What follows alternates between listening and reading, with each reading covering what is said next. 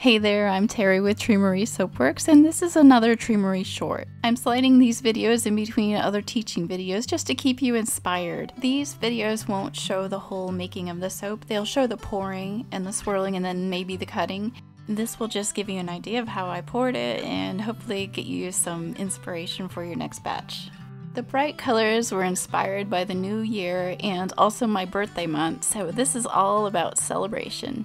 All of the colors I used today were from Elements Bath & Body. This technique is inspired by paper marbling, and it's often called the back and forth, the come and go, or the ebb and flow. The technique itself is pretty easy. I complicated it though by using 8 different colors, and some of those colors have more than one color, but you can simplify it a lot by just using less color.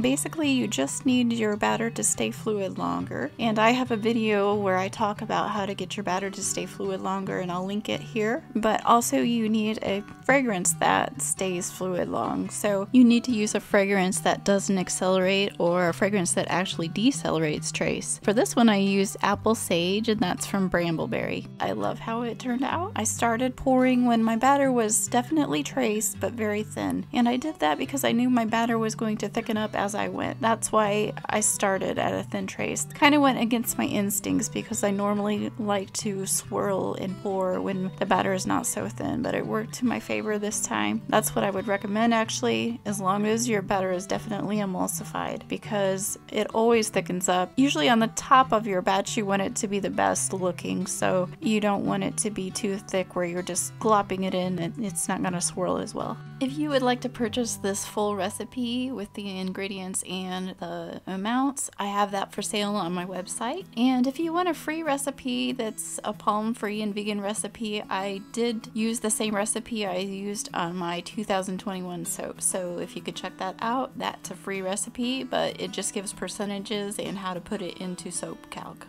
Check the description below for more information, and don't forget, if you want to catch my next video, just hit the subscribe button and hit the bell for notifications. And I appreciate your comments and your likes. Enjoy this video.